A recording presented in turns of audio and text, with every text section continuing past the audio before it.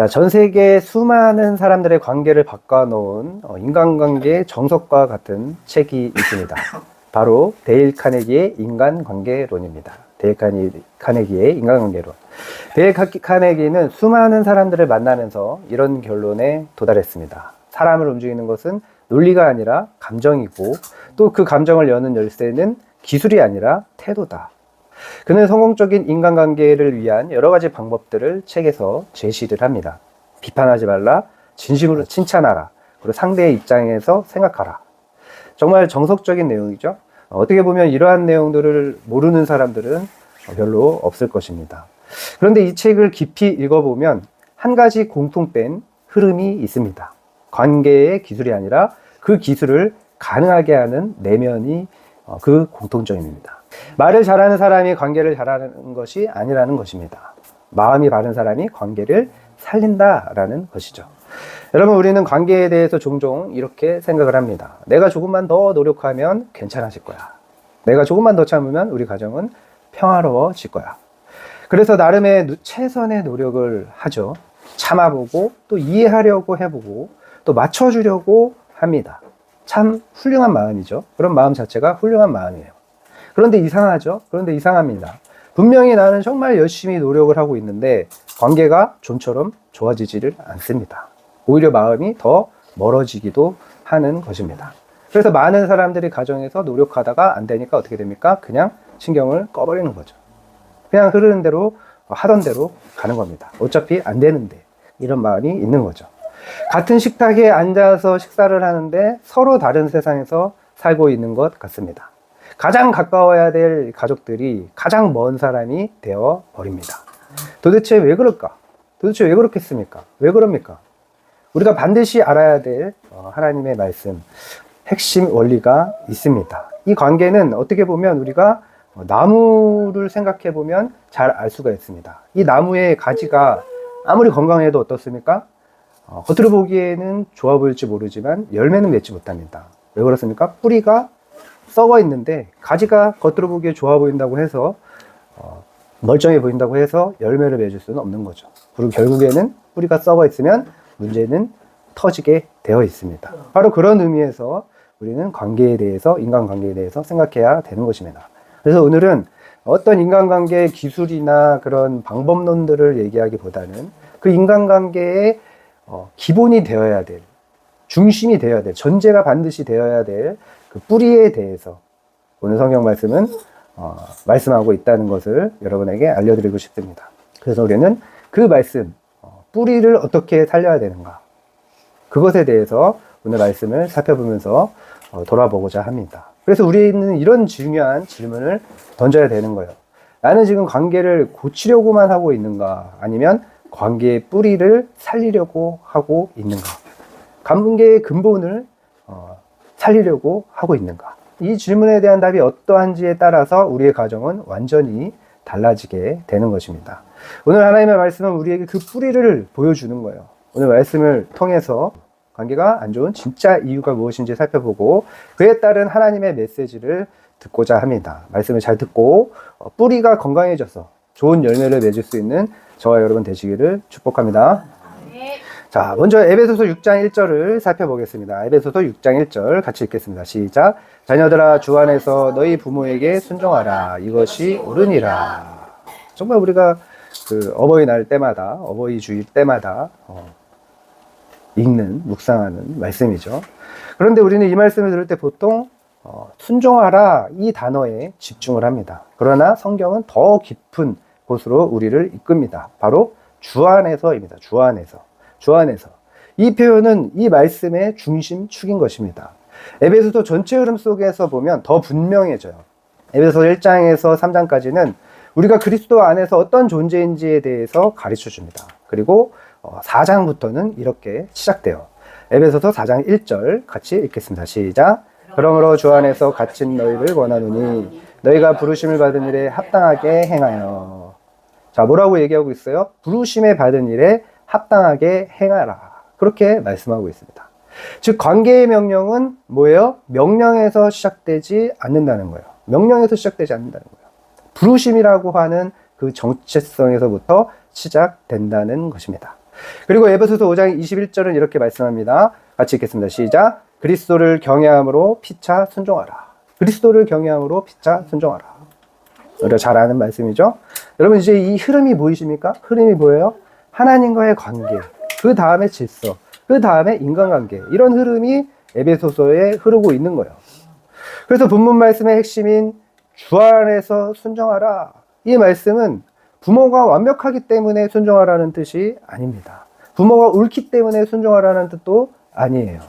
우리는 이렇게 생각하죠. 관계가 좋아야 순종할 수 있다. 관계가 좋아야 순종을 하지. 내가 사랑을 받아야 존중을 하지. 그러나 성경은 정반대로 말하는 겁니다. 하나님의 질서를 인정할 때 관계가 살아난다. 하나님의 질서를 인정할 때 관계가 살아난다. 질서가 있다는 거예요. 질서. 순종은 관계의 결과가 아니라 뭐예요? 관계를 살리는 시작이다라는 거예요. 이 원리는 성경 전체에 흐르고 있습니다. 출애굽기 20장에 하나님이 모세와 이스라엘 백성들에게 십계명을 주셨죠. 그 십계명을 통해서 하나님은 먼저 하나님과의 관계를 세우셨습니다. 그 다음에 인간관계를 말씀하죠. 근데 그 인간관계의 첫 계명이 뭐예요? 인간관계의 첫 계명이 내 부모를 공경하라라는 말씀이에요. 여러분, 왜 하나님은 하나님과의 관계 이후에 첫 번째 계명을 부모 공경으로 주셨을까? 왜 그러셨을까요? 이 가정이 질서의 출발점이기 때문인 겁니다. 여러분, 신호등이 있는 교차로를 한번 떠올려 보세요. 빨간불이 켜졌습니다. 그런데 이렇게 생각할 수 있어요. 지금 아무도 없으니까 가도 되겠지. 왜 아무도 없는데 왜 멈춰야 되지? 비효율적인 거 아니야? 이런 생각을 하고 그냥 지나갈 수 있습니다. 질서를 기준으로 살지 않고 뭐예요? 자기 판단을 기준으로 사는 거예요. 자, 그렇게 하면 처음에는 편합니다. 편해요. 그러나 모두가 그렇게 하면 어떻게 됩니까? 모두가 그렇게 하면 그곳은 너무너무 혼란스러운 곳이 되는 거예요. 너무너무 위험한 곳이 되는 것입니다. 너무너무 위험해지는 거예요. 그러므로 질서는 나를 제한하는 것이 아니라 모두를 살리는 것입니다. 가정도 똑같은 거예요. 왜 내가 먼저 해야 되지? 왜 내가 참아야 되지? 이 의문이 드는 순간부터 보여요. 우리는 이미 질서 밖으로 나오게 된 거예요. 질서 밖으로 나오게 된 거예요. 하나님이 주신 질서에 넘어간 거예요. 그래서 질서 너머의 저자 조던 피터슨은 이렇게 말을 합니다. 질서는 삶을 억압하는 틀이 아니라 삶을 가능하게 하는 구조이다. 삶을 가능하게 하는 구조이다. 질서는. 성경은 이보다 더 깊은 말씀을 합니다. 질서는 하나님이 세우신 생명의 통로이다. 생명의 통로이다. 다시 본문을 생각해 보십시오. 주 안에서 순종하라. 주 안에서 순종하라. 자, 이 말씀은 결국 이런 뜻인 거예요. 하나님이 인정하시는 그 방식으로 인간관계를 맺어라. 하나님이 인정하시는 그 방식으로 인간관계를 맺어라 라는 말씀인 거예요. 여러분, 관계가 무너지는 이유는 사랑이 부족해서가 아닐 수 있습니다. 존중이 부족해서가 아닐 수 있어요. 하나님의 질서를 인정하지 않기 때문에 관계가 무너지는 거예요. 그러므로 여러분, 관계는 내가 하나님의 질서 앞에 서는 것에서부터 시작되는 것입니다. 이것이 첫 번째 메시지입니다. 관계가 안 좋은 이유는 인간의 규칙으로 시작하기 때문이다. 관계를 잘 세우기를 원한다면 먼저 관계를 하나님의 질서로 세워라. 여러분, 하나님께서 오늘 우리에게 질문하십니다. 너는 관계를 고치려고 하느냐, 아니면 질서를 회복하려고 하느냐? 질서를 회복하면 관계는 살아나는 거예요. 오늘 여러분의 가정에 하나님의 질서가 다시 세워지기를 축복합니다. 순종이 부담이 아니라 하나님을 향한 믿음의 표현이 되고, 관계가 억지로 유지되는 것이 아니라 하나님의 질서 안에서 자연스럽게 살아나는 은혜가 있기를 바랍니다. 그래서 여러분의 가정이 혼돈이 아니라 화평으로, 긴장이 아니라 생명으로 가득 차게 되기를 주님의 이름으로 축복합니다. 자, 여러분, 우리 그리스도인에게 가장 중요한 것이 뭡니까? 가장 중요한 게 뭐예요? 인간에게 가장 중요한 게 바로 거듭나는 거죠. 거듭나는 거. 당연하죠. 제사함 받고 구원받는 게 가장 중요한 겁니다. 그죠? 그 다음에 중요한 게 뭐예요? 자, 거듭났어요. 구원 받았어요. 그 다음에 중요한 게 뭐예요? 그걸로 끝입니까? 절대로 아니죠. 그 다음에 중요한 게 있어요. 뭐예요? 여러분은 그리스도인으로서 어떤 삶을 살고 싶습니까? 어떤 삶을 살고 싶어요? 예수 믿는 성도에게, 구원받은 성도에게 가장 중요한 것은 바로 성령 충만한 삶입니다. 성령 충만이에요. 성령 충만. 성령 충만해야 되는 거예요. 자, 그렇다면 성령 충만한 삶이란 어떤 모습입니까? 어떤 모습이에요? 갈라디아서 5장 22절, 23절에 성령 충만한 삶을 아주 정확하게 말씀하고 있습니다. 같이 읽겠습니다. 시작. 오직 성령의 열매는 사랑과 희락과 화평과 오래 참음과 자비와 양선과 충성과 온유와 절제니 이 같은 것을 금지할 법이 없느니라. 자, 성령의 충만한 삶은 뭐라고요? 성령의 9가지 열매입니다. 성령의 9가지 열매예요. 성령 충만한 삶의 모습은 성령의 이 9가지 열매가 나타나는 삶이에요. 이 9가지 열매가 나타나는 삶이 성령 충만한 삶이에요. 그래서 다 뭐와 연결되어 있어요? 다 뭐와 관련되어 있어요? 다 뭐와? 관계와 관련되어 있습니다. 아무리 기도를 많이 하고 아무리 성경을 많이 하고 아무리 교회를 열심히 다녀도 이 9가지 열매가 나타나지 않으면 그 사람은 성령 충만하지 않은 거예요. 아무리 은사가 많아도. 자, 이 말씀을 읽을 때 우리는 자연스럽게 이렇게 생각을 하죠. 아, 이렇게 살아야 되겠구나. 더 사랑해야지. 그래, 사랑해야지. 사랑이지. 그래, 절제해야지. 절제해야지. 더 참아야지. 더 참아야지. 오래 참아야지. 이런 마음은 굉장히 훌륭합니다. 그죠? 너무너무 중요한, 필요한 마인드입니다. 그러나 갈라디아서 5장 22절, 23절은 그런 말씀을 하는 게 아니에요. 물론 우리의 노력과 우리의 훈련이 분명히 필요합니다. 그러나 더 중요한 것이 있어요. 뭐예요? 이 말씀에서 사용하는 단어가 뭡니까? 행위입니까? 아니에요. 뭐예요? 성령의 열매예요. 성령의 열매. 여러분, 우리가 이것을 놓치고 있는 거예요. 정말 중요한, 가장 중요한 핵심인데 이 열매라는 단어를 행위로 생각을 해서 내가 오래 참아야지, 내가 사랑해야지, 내가 절제해야지 이렇게 생각을 하는 거예요. 가장 중요한 핵심을 놓치고 있는 겁니다. 여러분, 열매는 어떤 겁니까? 열매를 만듭니까? 열매를 만들어요? 열매를 만들 수 있는 사람이 있습니까? 아니에요. 열매는 뭐예요? 맺어지는 거예요. 맺히는 거예요. 그죠? 맺히는 거예요. 맺히는 거. 물론 우리가 뭐 물을 뿌리고 뭐 그런 햇빛을 보이고 뭐 이런 뭐 여러 가지 필요하지만 사실 그것을 자라게 하는 분은 누구다? 하나님이다. 열매를 맺게 하는 분은 누구다? 하나님이시다. 이 차이는 작아 보이지만 완전히 천지 차이인 거예요. 완전히 다른 거예요. 다른 거예요. 그죠? 열매는 맺어지는 거라는 거. 이것은 완전히 다른 겁니다. 우리는 관계가 어려워질 때 이렇게 반응을 하죠. 내가 더 노력해야 되겠다. 내가 더 참고 더 이해해야 되겠다. 그래, 더 참아야지. 더 이해해야지. 그래서 노력을 합니다. 이를 악물고 참아요. 이를 악물고, 오, 그래, 이거 참아야지 하면서 참아요. 억지로 웃어봅니다. 그래, 이러면서 웃어요. 웃습니다. 그런데 시간이 지나면 어떤 일이 생겨요? 이 참은 게, 이 풍선이 어떻게 돼요? 풍선을 이렇게 누르면 어떻게 돼요? 옆으로 이렇게 퍼지다가 나중에 더 누르면 어떻게 돼요? 계속 누르면 어떻게 돼요? 빵 터지는 거예요. 그러니까, 이렇게 되는 거예요. 이렇게 되는 거예요. 그죠? 그걸 참아야지, 웃어야지 하다가 팍 터지는 거예요. 더 심각해지는 거예요, 관계가. 그리고 그 당사자는 어때요? 속이 메말라가는 거예요. 메말라가는 거예요. 사랑하려고 애쓸수록 사랑이 어떻게 돼요? 고갈돼요. 아우, 내가 저런, 막 이러면서 이렇게 되는 거예요. 참으려고 애쓸수록 점점 분노가 쌓여가는 겁니다. 막 이렇게 분노 게이지가 올라가는 거예요. 왜 그렇습니까? 왜 그렇게 돼요? 왜 그렇게 됩니까? 열매를 만들려고 노력하니까 그렇게 되는 거예요. 만들려고 하니까 그렇게 되는 거예요. 우리가 너무나 잘 아는 요한복음 15장 5절 이 말씀을 한번 잘 생각해요. 이것만 알면 다 해결이 되는 거예요. 요한복음 15장 5절 주님이 말씀하신 거죠. 같이 읽겠습니다. 시작. 나는 포도나무요 너희는 가지라. 그가 내 안에 내가 그 안에 거하면 사람이 열매를 많이 맺나니 나를 떠나서는 너희가 아무것도 할 수 없음이라. 예수님이 분명하게 말씀하셨죠. 열매를 맺으려면 어떻게 해야 된다? 그가 내 안에 내가 그 안에 거해야 한다. 거해야 한다. 무슨 뜻이에요? 열매는 거한다라고 하는 주님과의 연결인 거예요. 주님과의 연합인 거예요. 그죠? 교제인 거예요. 가지가 열매를 맺기 위해 애쓰지 않는다는 거예요. 그저 포도나무에 붙어 있으면 된다라는 것입니다. 예수님 안에 거할 때 예수님에게서 생명력이 흘러 들어오는 거예요. 그리고 그 열매는 그렇게 되면 자연스럽게 맺어진다는 거예요. 우리가 아까 찬양을 했죠. 사랑의 주, 사랑의 주, 내 마음속에 들어오사. 주님이 내 마음에 들어와야 되는 거예요. 그러니까 억지로 잡다가 팍 터지는 게 아니라 주님이 내 마음에 들어오면 주님의 사랑이 넘쳐나게 되는 거예요. 자, 그래서 이 원리는 갈라디아서 전체 맥락 속에서도 분명하게 드러나는 겁니다. 갈라디아서 5장은 두 가지 삶을 대비하고 있어요. 두 가지 삶.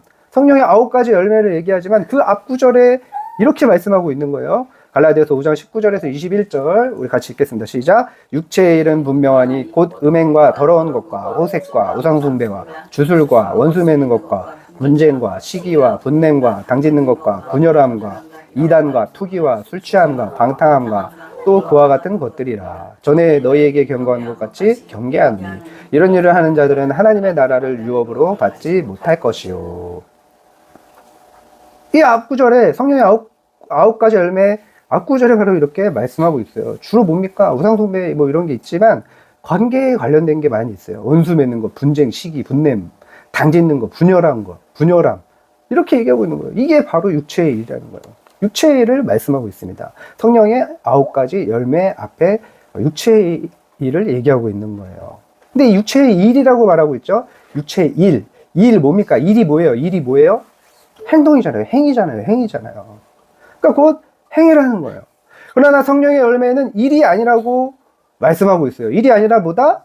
성령의 열매이다. 열매이다. 열매다. 가지가 뿌리 안에 거할 때 저절로 맺게 되는 열매인 거예요. 열매. 행동이 아니라. 쉽게 말하면 내 안에 계신 성령께서 만들어 내시는 결과라는 거예요. 성령님이 만들어 주시는 결과라는 거예요. 우리가 이렇게 생각을 하죠. 좋은 관계는 좋은 성격에서 나온다. 나는 원래 이런 사람이니까 어쩔 수가 없어. 막 이런 사람들이 있어요. 나 원래 이런데 난 이런 사람이야. 뭐 어쩌라고. 이런 사람들이 있어요. 생각보다 많습니다. 그러나 성경은 다르게 말씀하고 있는 거예요. 관계의 수준은 성격이 아니라 뭐다? 근원에서 결정된다. 그 근원이 뭐가 있느냐. 여러분, 성격이 급해도 성령 안에 있으면 오래 참게 되는 거예요. 오래 참음이 흘러나오는 거예요. 성령의 열매이기 때문에. 표현이 서툴러도 성령 안에 있으면 어떻게 된다? 사랑이 전달되는 거예요. 사랑이 전달되는 거예요. 여러분 한번 휴대폰을 생각해 보십시오. 휴대폰 배터리가 3%밖에 없어요. 아무리 좋은 기능이 있어도 그 핸드폰이 아무리 좋은 핸드폰이라도 뭐예요? 결국 꺼질 수밖에 없는 거예요. 사용할 수 없는 거예요. 여기에 중요한 진리가 있는 거예요. 기능이 문제가 아니라 뭐예요? 충전기에 연결해서 충전해야 된다는 거예요. 충전해야 된다는 거예요. 우리 관계에도 마찬가지입니다. 사랑할 능력이 없는 게 아니에요. 누구나 사랑합니다. 사랑 안 하는 사람이 어디 있어요? 그죠? 사람이 누군가를 사랑할 때 보면 어떻게 돼요? 완전히 다른 사람이 돼요. 와, 쟤가 지금 내가 아는 사람 맞나? 저 사람 그 사람 맞나? 싶을 정도로 완전히 달라져요. 그죠? 참으림이 없는 것도 아니에요. 누구나 어떤 때는 참을 때가 있는 거예요. 어떤 때는 참아요. 또 보면 자기 참을 수 없다고 하면서도 참아요. 그죠? 그렇다면 뭐가 문제입니까? 뭐가 문제예요? 하나님과의 연결이 약해졌기 때문인 거예요. 그러니까 부정적이 되는 거예요. 부정적이 돼요. 그리고 막 불안해져요. 그리고 막 예민해져요. 그죠? 부정적이 되니까 막 안 좋은 것만 보이는 거예요. 또 하나님과의 연결이 약해지니까 예민해지는 거예요. 예민해지는 거예요. 예민해지는 거예요. 어떤 상황과 그런 거에 따라서 달라지는 게 아니라는 겁니다. 하나님과의 연결이 약해지니까 불안해지고 예민해지고 신경질적이 되고 그렇게 되는 거예요. 부정적이 되는 거예요. 피터 스칼제로는 말했습니다. 영적으로 성숙하지 않으면 감정적으로 건강할 수가 없다. 영적으로 성숙하지 않으면 감정적으로 건강할 수가 없다. 교회를 다니고 신앙생활을 잘하는 것처럼 보여도 내면이 하나님과 연결되어 있지 않으면 뭐예요? 결국은 모든 관계가 무너진다는 거예요.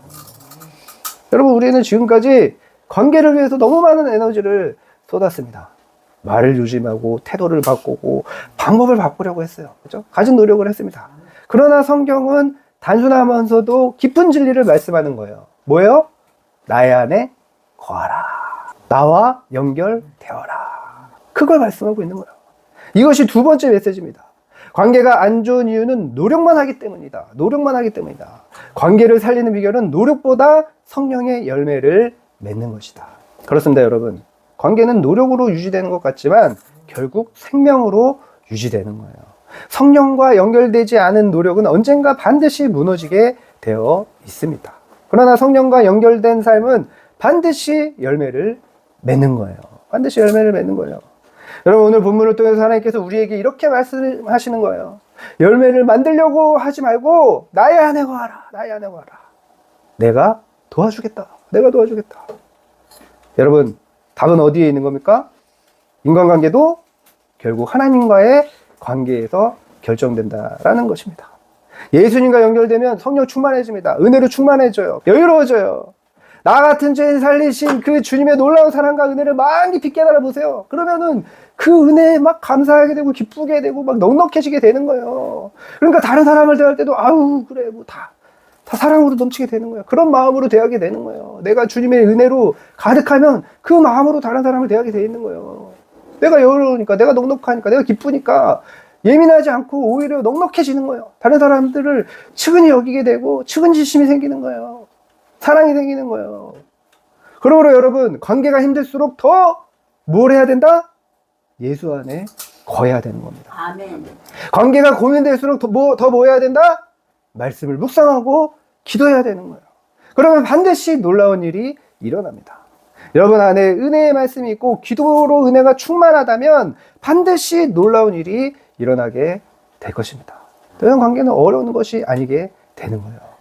메말랐던 관계에 다시 사랑이 흐르기 시작할 것입니다. 차가웠던 가정에 다시 온기가 살아날 것입니다. 그러므로 먼저 말씀과 기도로 주님 안에 거함으로 말미암아 성령 충만한 그 은혜를 받으시기를 주님의 이름으로 축복합니다. 에베소서 6장 2, 3절을 읽겠습니다. 내 아버지와 어머니를 공경하라. 이것은 약속에 있는 첫 계명이니 이로써 내가 잘되고 땅에서 장수하리라. 여러분 우리가 잘 알듯이 이 말씀에는 아주 특별한 표현이 있습니다. 바로 약속에 있는 첫 계명이다. 정말 특별한 표현인 거예요. 너무너무 특별한 말씀인 거예요. 이것은 약속에 있는 첫 계명이다. 하나님은 그저 부모님을 공경하라고 명령하지 않으셨습니다. 그 뒤에 결과를 약속하셨어요. 신명기 5장 16절을 보세요. 너는 내 하나님 여호와께서 명령한 대로 내 부모를 공경하라. 그리하면 내 하나님 여호와가 내게 준 땅에서 생명이 길고 복을 누리리라. 생명이 길고 복을 누리리라. 그럼 하나님은 분명하게 말씀하시는 거예요. 관계는 단순한 인간관계가 아니라 하나님의 복과 연결된 통로라는 거예요. 관계는 결과가 아니라 하나님이 복을 주시는 통로인 것입니다. 여러분 한 소년이 있었어요. 그는 너무나 가난해서 배울 기회도 많지 않았습니다. 집은 통나무로 지은 오두막집이었어요. 정말 작은 오두막집이었습니다. 너무너무 가난했어요. 그러나 그 소년에게는 한 사람이 있었습니다. 바로 그의 어머니였습니다. 그 어머니는 아들을 특별하게 교육을 했어요. 매일 밤 성경을 읽어준 겁니다. 또 사람을 존중하는 법을 가르쳤어요. 뿐만 아니라 정직과 책임을 직접 삶으로 보여줬습니다. 아들에게 늘 이렇게 말했어요. 사람을 존중하는 사람으로 살아라. 하나님 앞에서 부끄럽지 않게 살아라. 늘 이렇게 어머니는 아들에게 가르친 겁니다. 그 소년은 훗날 이렇게 고백합니다. 내가 오늘의 내가 된 것은 전적으로 어머니 덕분입니다. 여러분 이 소년이 누굴까요? 누굴까요? 바로 미국 역사상 가장 위대한 대통령 중에 한 명인 아브라함 링컨입니다. 아브라함 링컨이에요. 너무너무 가난했고 배울 기회도 많지 않았지만 그는 미국 역사상 가장 위대한 대통령 중에 한 명이 된 것입니다. 링컨은 대통령이 됐지만 그의 위대함은 그런 권력에서 나오지 않았어요. 노예제 폐지라는 역사적 결단 앞에서 그는 인간의 존엄을 선택했습니다. 왜 그렇게 힘든 일을 선택했을까요? 어머니의 가르침과 성경의 영향으로 그의 내면에 이미 사람을 귀하게 여기는 그런 관계의 가치가 깊이 뿌리내렸기 때문입니다. 여기서 우리는 깨닫게 됩니다. 어머니의 사랑과 가르침은 그 인생을 바꾼다는 거예요. 어머니의 사랑과 가르침은 역사를 움직이는 하나님의 약속의 통로도 된다는 것입니다. 여러분, 가정에서의 작은 관계를 가볍게 여기지 마십시오. 부모를 공경하는 거, 자녀를 사랑하는 거, 서로를 존중하는 거, 이 모든 것은 단순한 미덕이 아니에요. 하나님이 복을 심어 놓으신 축복의 자리인 것입니다. 여러분 반드시 기억하십시오. 관계는 인간의 기칙이나 감정으로 유지되지 않습니다. 관계는 상황에 따라서 흔들리는 것도 아니에요. 관계는 하나님의 약속 위에 세워질 때 인생을 바꾸는 능력이 되는 것입니다. 인생을 바꾸는 축복이 되는 거예요. 가정을 바로 세우는 사람은 결국 자신의 인생을 바로 세우는 사람인 것입니다. 그래서 관계가 중요한 거예요. 이것이 세 번째 메시지입니다. 관계가 안 좋은 이유는 감정으로 맺기 때문입니다. 관계의 완성은 감정이 아니라 하나님의 약속이다. 하나님의 약속이다. 관계의 완성은 감정이 아니라 하나님의 약속이다. 여러분 오늘 에베소서의 말씀을 통해서 하나님께서 우리에게 이렇게 말씀하시는 겁니다. 너의 가정은 단순한 삶의 공간이 아니다. 내가 복을 흘려 보내는 통로이다. 내가 복을 흘려보내는 통로이다. 그렇다면 교회의 공동체는 어떨까요? 교회 공동체는 어떨까요? 더더욱 그렇죠.